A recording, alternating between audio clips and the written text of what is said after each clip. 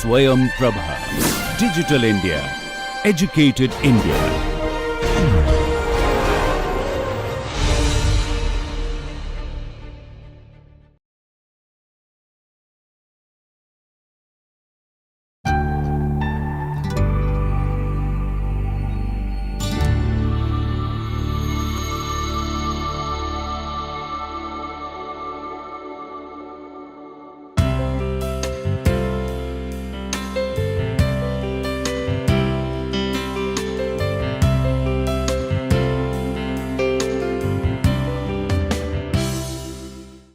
Good morning and welcome back to the lecture series on partition of India in print media and cinema. So, we are already discussing the concept of refugee and the idea of how a refugee. So, we are discussing who is a refugee and the process of journeying from one's state of refuginess and becoming a citizen. And we are discussing the idea of refugee vis-a-vis the concept of Desh and nation. We have to understand that Desh and nation are not always interchangeable terms. Desh is a word used in different Indian language that would be translated to English as nation. However, in the context of partition of India, Desh is associated with a sense of nostalgia. It means one's homeland, and so it may not always overlap with and be considered as synonymous with the idea of nation, because post-colonial nation state in the case of in the South Asian context, as we see, is an operation, is an implementation from above, a decision or a redrawing of the cartography of the borders by the politicians, the enactors of the anti-colonial movements, as we have been discussing in our previous lectures.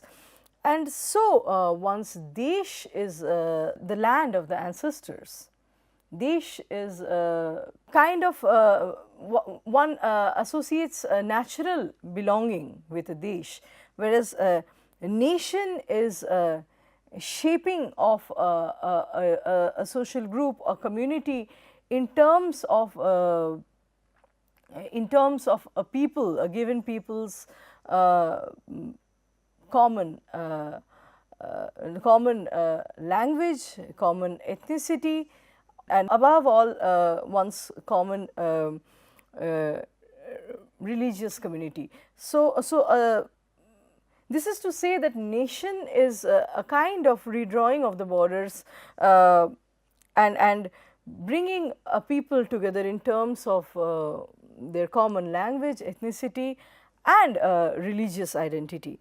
So, we have to understand that refugees were never a homogeneous people. The refugee as a social marker is never a homogeneous identity, and we see that in transit camps as well as in the colonies, in the permanent refugee housing colonies, there was hardly a leveling or a kind of casteless, classless grouping or cohabitants among the refugee people. So, we see that the refugee housing colonies would maintain the caste, geographical, class based and gender based differences. So, Ravinder Kaur notes how citizenship conceptualized a set of self-constituting practices in different contexts and different settings of power, such that power would enable self-making and power would induce being made. So, basically a successful refugee is in charge of a certain social, economic, cultural capital. So, they power makes the refugee, and the refugee in turn is able to generate power. That is the notion of a successful refugee that has assimilated himself as a citizen in the host land. So, the idea of a successful refugee is someone that is produced by the system of power, by different systems of power, by the different networkings, and in turn is an agent himself, who is in charge, who can, who is in control, in charge, and who is basically enables self-making and making of power. So, Anindita Ghoshal notes how the social marker refugee has until a recent time been perceived as a monolithic group. So, we have not understood the refugee experience in terms of an individual's class, caste, linguistic and ethnic positions. However, all these dimensions actually speak to and determine, they in a way color one's experience, one's way of being a refugee. So, so the categorizations of refugees were made either as a political or economic bloc or a religious community. So, when we look at the refugee as a monolithic case, a homogeneous identity, we negate the complexity of their compositions and also the historical contexts of their locations. What under what circumstances they became refugees, what external and internal factors influence their experience of refugeehood. So, until a long time, until recently, so it is only in the recent past that scholarship has taken into consideration the problem of regionalization, and it starts pondering on the idea of multiple layers within the identity of refugees. And so, this is something we need to look at, how what historical circumstance actually creates the refugee. So, Uditi Sen notes that the post-war international order of nation states seeks to organize populations into nation groups, and each of which have their own sovereign state or homeland. So, one could argue that the modern refugee is a product of the world, where the ground realities are different from how so the ground realities are different from how we envision the nation as an ideal. So, as ground realities, we have multi-ethnic societies, there are contradictions, there are different political ideas, and yet in an ideal nation, it is imagined that there would be seamless congruence between the territory and population encompassed by the state, such that the population, the mental scape of the population and that of the political community of a nation actually converge, and there is no problematic relationship between the two. That is something we imagine. But that is the ideal imagination of the nation, and it is far different from the ground realities. So, we have already talked about how refugee as a category is essentially the able-bodied male. So, in the definitions of the displaced person, the way we understand the legal language or the bureaucratic language that is used in the official parlance, in the official version, the refugee is an able-bodied male, and in thinking in that way, we in a way we cast or we position the woman, the disabled, the juvenile, the infirm individuals towards the fringes of the rehabilitation process. So, this is also because a refugee is always welcome into a nation only or majorly when he can self-rehabilitate himself, take charge of himself and his dependents without much help from the nation, and so such a person is not seen as an economic abuser and in fact seen as an asset to the nation. So, by the same logic, the other or the others, the women, the disabled, that would not be able to establish themselves without state incentives are relegated towards the peripheries, towards the fringes of the rehabilitation process. So, the resettlement policies were largely shaped to cater to the needs of the ideal refugee. So, the ideal refugee represents a category that would comprise professions such as government officers, traders, businessmen and other white collar jobs. So, these people, this section of the population, refugee population, was economically secure, they were politically astute, and they were entrenched with social networks. In other words, their process of resettlement was smoother and did not seek help from the government.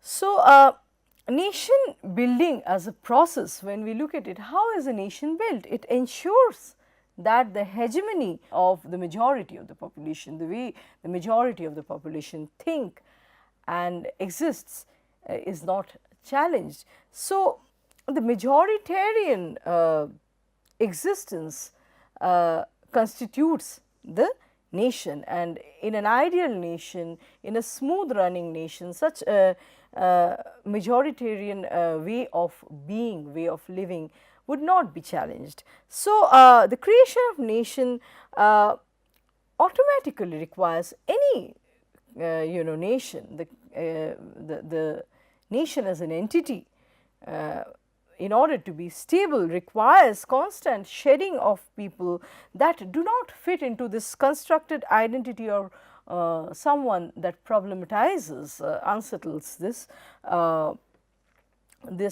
framework which is endorsed by the majority of its denizens. So, one could say that a nation is the category of nation, the entity of nation can be secured through a systematic process of minority persecution, ethnic cleansing, denial of political rights to smaller groups. So, all these basically ensure that a nation can function in a smooth manner, and this in turn leads to, this in turn motivate, these factors motivate or in fact force people to evacuate and to move to other lands in search of greater security. So, how is a refugee created is a question that is closely associated with the formation of nation, the process through which a nation is formed. The people that do not fit into a particular nation building process have to eventually evacuate and so that is how there is exodus of the persecuted, there is exodus of the persecuted constantly taking place. So, displacement can take multiple forms. It could be the internal refugees, it could be as a result of rejection, eviction, there could be asylum seekers and so on. What happens to the refugee community? The community of the exodus people, like a community of people that have emigrated from another part from another nation and resettle in a new one. What happens to these people that have emigrated from another nation and resettled in a new one? The minorities have this tendency. This process is actually a pattern where one observes the minorities trying to construct a national identity and striving to build a majority for themselves. Within one nation, there is this endeavor, this constant struggle and desire to build sub-national identities within one nation space. So, Ravinder Kaur talks about the refugee card, how the refugee card would have different significance for different refugees depending on their class, caste belonging. So, for the elite immigrants that could easily transcend their refuginess, the card was rendered defunct, and it only had a historical value, and in fact the socio-economically well-off section of refugees, the affluent refugees, were ashamed in fact of showing the refugee card publicly to others. They were ashamed of showing it publicly to others. So, it was an uncomfortable reminder of an inglorious past, and so in the absence of the refugee card would mean that a family has successfully self-rehabilitated itself. Contrarily, the card would have a different meaning altogether for the poorer section, for those that had failed to successfully establish themselves in the host country. So, the card needed to be produced before the concerned authorities for seeking support. So, by way of producing the card, one could become claimant to doles, to other different government welfareist schemes. So, for the poorer section of refugees, the refugee card was actually indispensable. So, Uditi Shen says that the idealized visions of citizenship were not new in South Asia. So, we have different ways of understanding and construing citizenship. Multiple ideals and ideas of citizenship coexisted in late colonial and post-colonial India. These ideas would generally not gel with one another. So, we had the notion of Islamic or Muslim belonging, of Hindu homelands, of liberal feminist notion of citizenship or universal, the liberal feminist vision of universal Indian citizenship that was unmarked by any caste, class, ethnic belonging, and then the colonial understanding of citizenship, which was increasingly becoming irrelevant, the idea of the loyal subject citizen.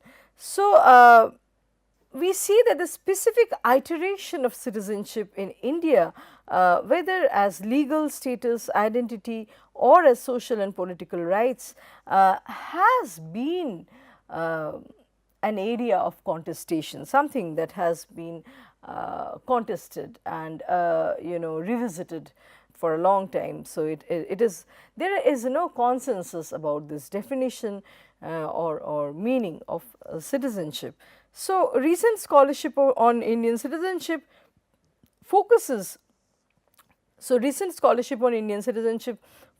on this dynamic aspect of citizenship, and it explores how, whenever we are trying to define and actualize who a citizen is, what constitutes citizenry, we have to position our understanding or inform our understanding by contingent histories.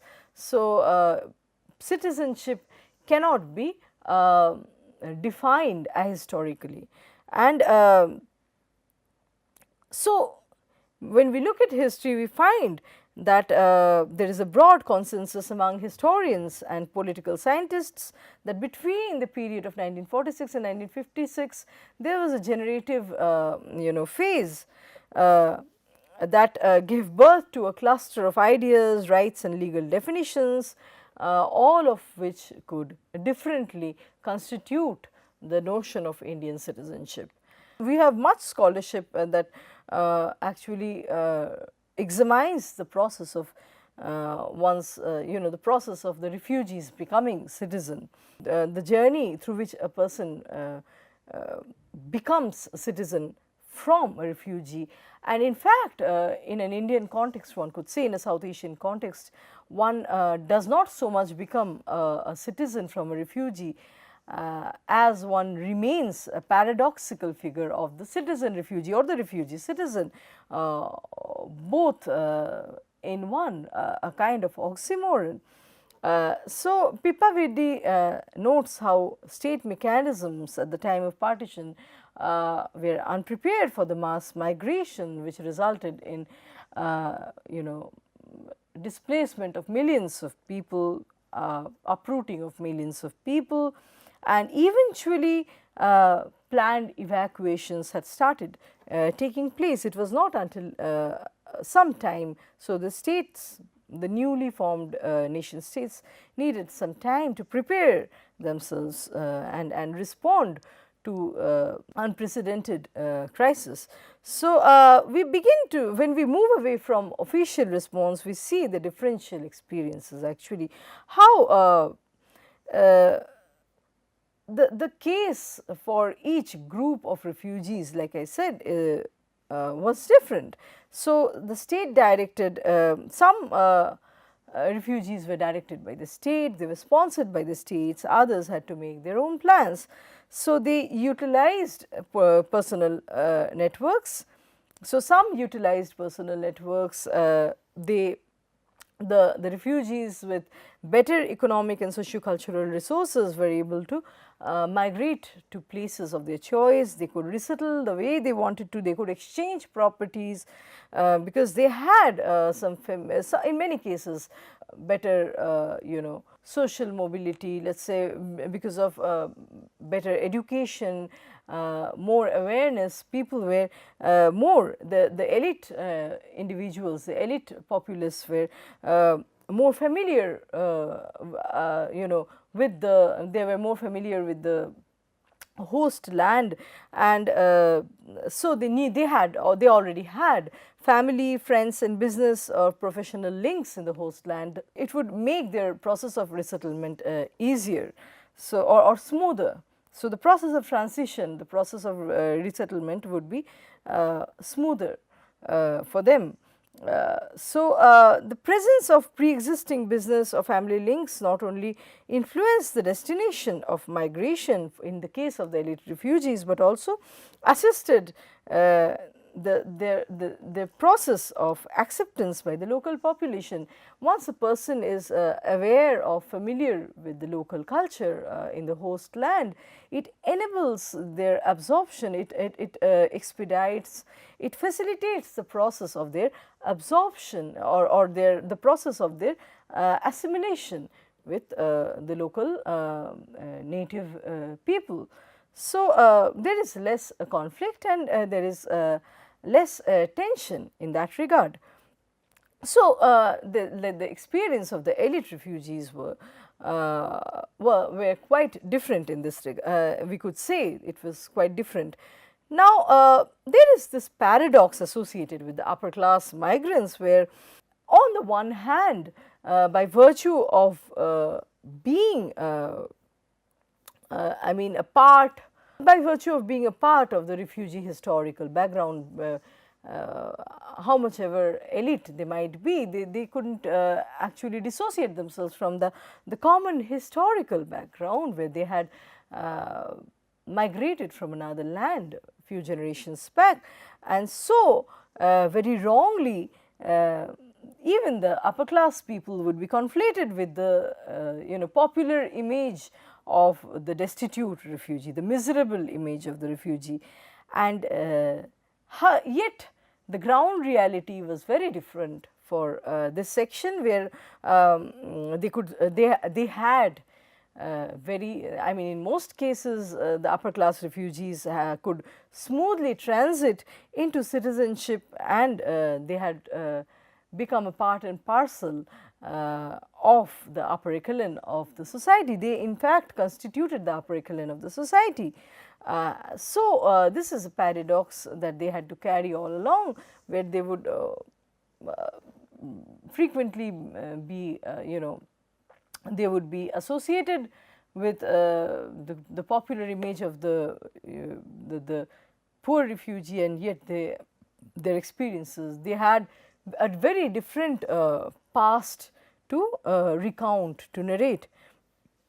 Now, Hoymanti Rai notes how citizenship was the end goal for the refugees as well as for the Indian government, and yet retaining the refugee identity would be considered as a political choice in many cases, because so this was also another paradox that the refugees dealt with.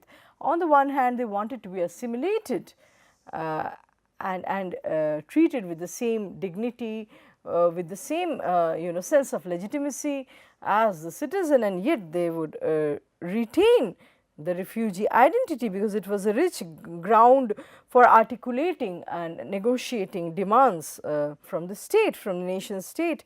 So, it would enable the refugee in different ways. It would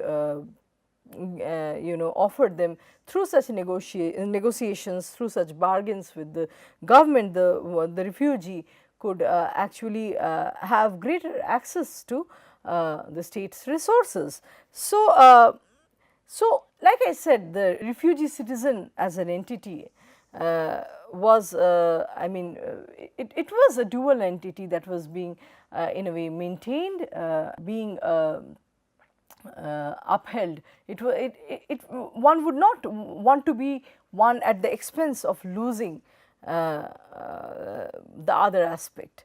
So, one would like to be the citizen and still want to remain or retain the refuginess, let us say the reality of refugiehood, or the historical weight of refugiehood. So, refugee as a term has been traditionally seen as abominable, and yet it engenders, it harbingers the question of right, the question of demanding for agency, for access, and fighting for more power, for struggling for more stability. So, it has so many significances. So, when we look at the refugee as an abominable term, it implies that the migrants were strangers whose resettlement and access to resources depended, so their access to resources depended on the benevolence of the of the native people, of benevolence of the government. So, a lot of refugees argued that Pravashi, the word Pravashi was instead a better term. It means exiled, because partition had exiled people who were originally a part of the undivided subcontinent. So, the term refugee had special economic significances associated with qualifications, which would refer to obtaining, for example, obtaining refugee slips. And so, like I said, shedding this term, shedding this social marker, or disowning this social marker, was not something that all sections of refugees could afford. It would, owning one's refuginess and owning one's refugee slips could provide special benefits, including special quota for education and jobs. So, and However, this patronage had its temporal boundaries. In the case of Bengal, any person arriving from East Pakistan after June 25, 1948 was not entitled to registration as refugees, and they were not eligible for any special assistance which was planned by the government. So, on and after 1950, displaced person acquires a fixed definition. The definition is kind of exclusive, reductive, because any person that does not fit into the definition would automatically not be refugee enough. So, and not be entitled to the benefits offered by the government thereby. So, someone that had arrived on account of communal disturbances after 1st of October 1946 and before 31st December 1950. So, we have this temporal bracketing once again. Any person before and after that is not recognized as refugee enough, and any person arriving between this time and also not having any land in West Bengal and someone that does not intend to return to East Bengal. So, when someone meets all these criteria, such a person fits into the category of displaced person. So, it is a way of ensuring that the displaced person should only have political reasons to move base and not economic incentive to look for greener pastures in India from another abutting country. In 1956, the Indian government introduced migration certificate to control refugees through regulating it as authorized migration. So, migration occupying or obtaining a migration certificate would warrant one's authorized migration. This decision was influenced by the fact that no relief or rehabilitation would be given to people infiltrating in India after 31st March 1958, and after 1958, the Indian state actually adopted the policy of no longer recognizing a new migrant as a refugee. So, we will talk more in this topic, but in our subsequent lectures. Thank you.